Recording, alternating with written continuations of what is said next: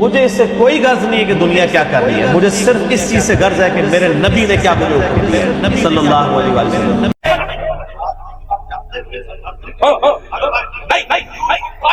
پہلی ہجرت ہوئی توجہ ہے غزوہ ابوا 3 کامل 2 ہجری غزوہ بدر 3 کامل 3 ہجری غزوہ احد 3 کامل 4 ہجری غزوہ رجیل 3 کامل 5 ہجری غزوہ خندق 3 کامل 6 ہجری حدیبیہ 3 کامل 7 ہجری غزوہ خیبر 3 کامل 8 ہجری فتح مکہ 3 کامل 9 ہجری غزوہ تبوک 3 کامل 10 ہجری حضور نے حج ادا کیا، صحابہ نے حج پڑھا، پتہ چل گیا نمازیں بھی تو 3 کامل حج بھی پڑھ لیا، 3 کامل روزے بھی رکھے گئے، 3 کامل غزوات بھی ہوتے رہے، 3 کامل 5 نمازیں بھی ہوئی، 3 کامل صلح حدیبیہ بھی ہوئی، 3 کامل ابھی کامل ہوا ہے، اکمل نہیں ہوا، اکمل نہیں ہوا۔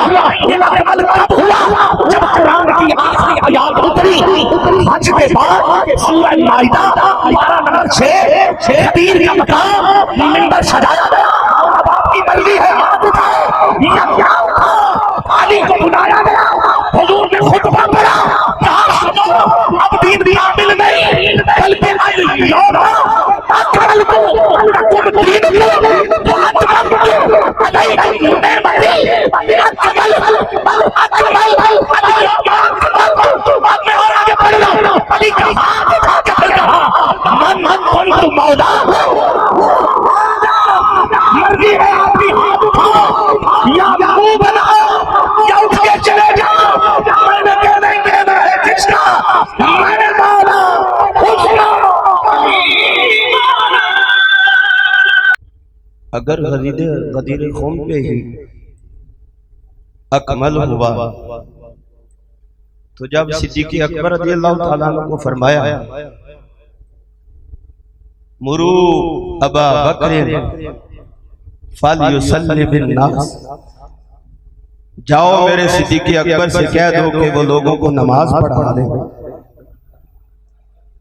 اکمل تو یہ اکمل کی سٹیج غلط بیان ہے ایسے، اور آیت کا ایک تو آیت دینکم نہیں ہے، دینکم ہے، مفعول ہے۔ کیوں جی علماء بیٹھے ہیں، علماء دینکم نہیں ہے، پہلی اصلاح۔ اگر عبارت پڑھنی ہو اس کی تیاری نہیں، قرآن پاک آپ ریکارڈنگ سن لیجئے۔ اچھا غلطی ہو جانا کوئی بڑی بات نہیں، بھول ہمارا خمیر ہے، ہم انسان ہیں، لیکن لفظ اکمل جہاں پہ بولا گیا سپرلیٹو ڈگری ہے۔ حضور نبی رحمت صلی اللہ علیہ وسلم کے ساتھ جو گنبد خضراء میں تشریف فرما ہے ان کے بارے میں کیا خیال ہے؟ یہ ایک ہاتھ اٹھایا ہے، فرمایا من کنت مولا فہذا علی مولا، جس کا علی مولا ہے میں بھی جس کا میں مولا ہوں علی اس کا مولا ہے، ہمارا اس پہ بھی ایمان ہے۔ اور وہ جو مسجد نبوی میں اعلان فرمایا یہ صدیق کا ہاتھ ہے میرے ہاتھ میں، یہ فاروق کا ہاتھ ہے میرے ہاتھ میں، منظر یاد کر لو قیامت والے دن ہم تینوں ایسے ہی ظاہر ہوں گے۔ اس لیے اہل سنت و جماعت کے سٹیج پہ بہت ساری ذمہ داری بنتی ہے، کم از کم ہماری ریسپانسبلٹیز، ہمارا عقیدہ یہ ہمیں بالکل پیچھے نہیں رہنے دیتا۔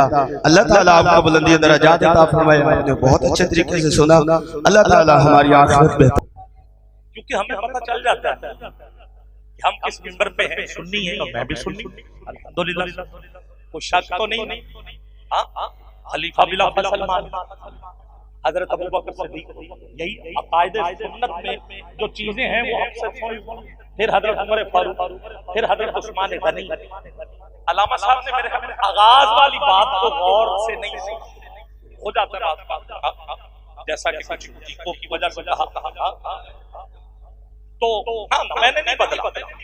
اب میری بات آپ فالو کریں، سنیں، جب میں کہہ رہا ہوں افضلیت حضرت ابوبکر صدیق کی ہے اور میں نے پہلے یہ کہا کہ میں افضلیت نہیں پڑھ رہا، میں فضیلت پڑھ رہا ہوں۔ اکمل الیوم اکمل، کیا تجھے قرآن کی آیت نہیں آئی؟ نہیں مجھے بتائیے نا، آپ بتا سیدھا مولا کون؟ اکمل اور اکمل کا آپ مجھے ڈیفائن کریں، آپ بتائیں نا مجھے، سوال آپ نے کیا ہے نا، تو آپ مجھے بتائیں کیا اکمل اس کا خاصہ نہیں؟ کیا اس کی جو جڑ ہے اکمل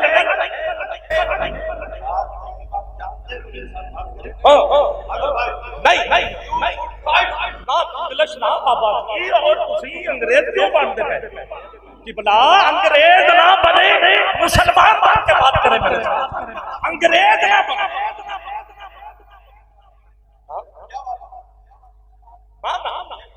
جب میں افضلیت پڑھ ہی نہیں رہا، جب میں افضلیت پڑھوں گا، جب میں کہوں گا، سنیے ذرا بات بنا رکھا ہے آپ لوگوں نے، جب میں کہوں گا کہ مولا علی صدیق اکبر سے افضل ہیں، مجھے اہل سنت کے اسٹیج سے نیچے اتارے کہ آپ کا عقیدہ ٹھیک نہیں، اور جب میں کہہ دوں کہ علی کی فضیلت ہے،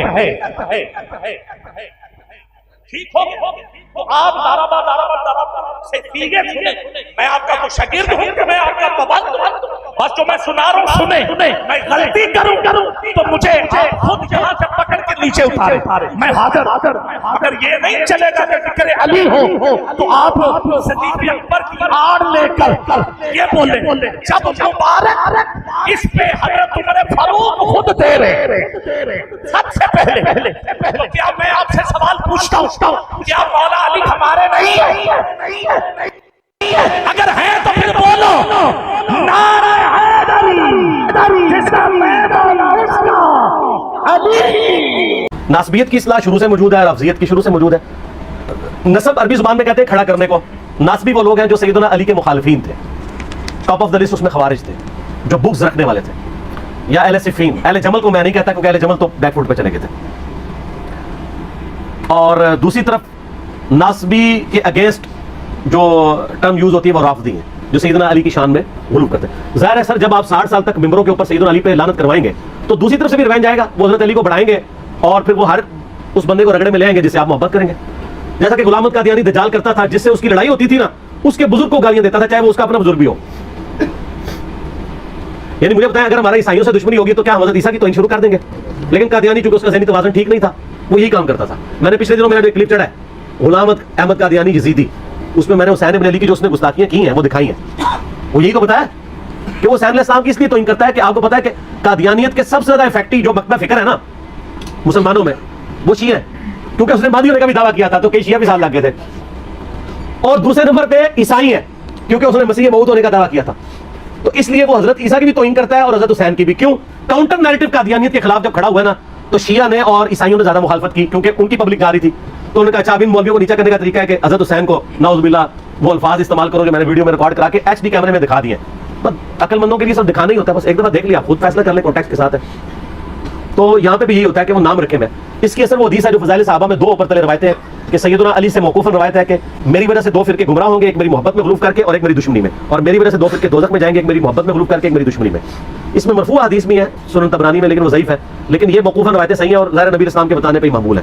تو سیدنا علی کی محبت میں غلوف کرنے والے رافضی اور ان سے دشمنی میں غلوف کرنے والے ناصبی۔ یہ حقیقت ہے کہ ناصبیوں کی اکثریت اہل سنت میں ہے اور رافضیوں کی اکثریت اہل تشیع میں ہے۔ یہ تو آؤٹ آف کوسچن ہے، اس میں کوئی شک نہیں ہے۔